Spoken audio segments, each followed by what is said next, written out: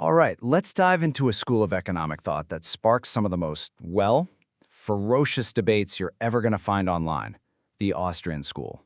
On one side of the argument, you'll hear critics claim it's not even a real science. You've probably heard this one, that it's just philosophy dressed up as economics. And some critics, well, they don't really hold back. They dismiss it in much, much stronger terms. But then you have the supporters, and they push back hard. They defend it as a totally rigorous discipline. They argue that they use historical evidence, what they call a posteriori evidence, to make their case, but that the mainstream just refuses to listen. And they believe this approach gives them a kind of unique superpower, the ability to see huge economic events like financial crises coming way before anybody else. So, what is everyone arguing about? Is it science? Is it philosophy? Is it something else? Okay, let's cut through all that noise and get to the core ideas that make this school of thought so controversial. To really get a handle on the Austrian school, we have to start where they start. And believe me, their starting point is radically different from pretty much every other kind of economics out there. For Austrian thinkers like the famous Ludwig von Mises, economics doesn't begin with a bunch of statistics or data sets. Nope. It all starts with a single, fundamental axiom. And this core concept has a pretty fancy name, praxeology. It's basically the science of human action. The entire thing is built on what Austrians consider a simple, undeniable fact. Humans act on purpose to achieve their goals.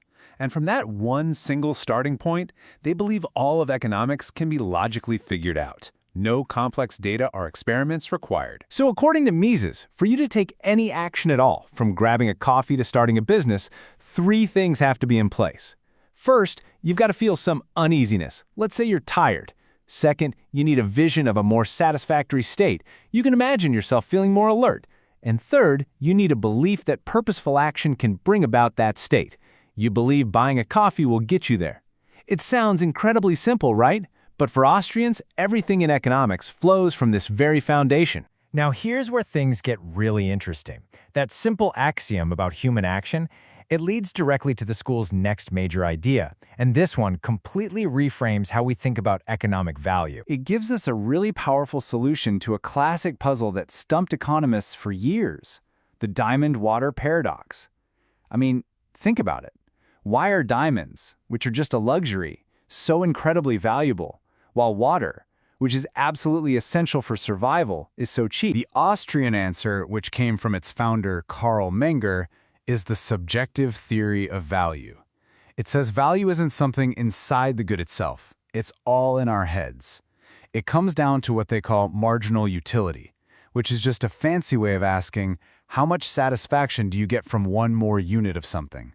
And that, they say, is decided by the least important need it can fill. So let's solve the paradox.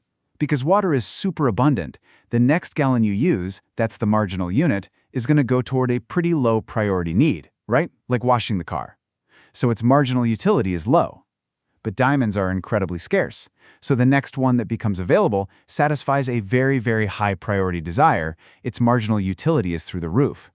The big insight here is that value isn't fixed. It's completely subjective and it changes with the situation. Okay, so this focus on subjective value and what individuals know, it leads us straight to the hero of the entire Austrian story, the entrepreneur. In a lot of mainstream economic models, the entrepreneur is kind of like a footnote. They're just there.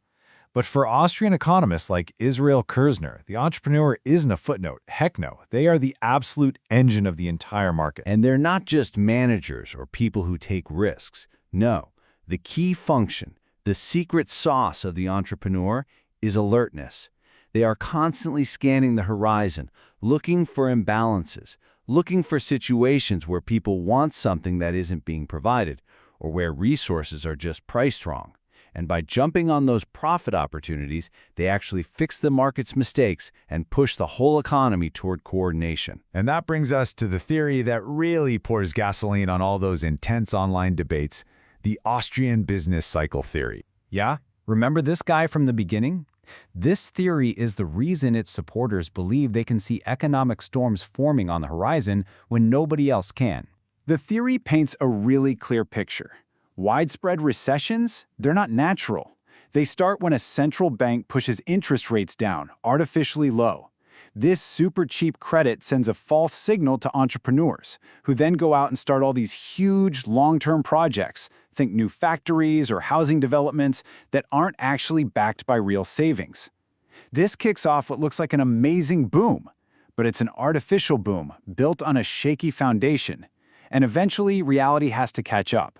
The projects are exposed as what they call malinvestments, bad investments, and the whole thing comes crashing down in a painful but, they would say, necessary bust. Okay, so let's circle all the way back to where we started. With all of these really unique ideas in mind, is Austrian economics a science, or is it really just a branch of philosophy? Ultimately, the whole fierce debate boils down to a massive, fundamental disagreement about what economics is even supposed to be.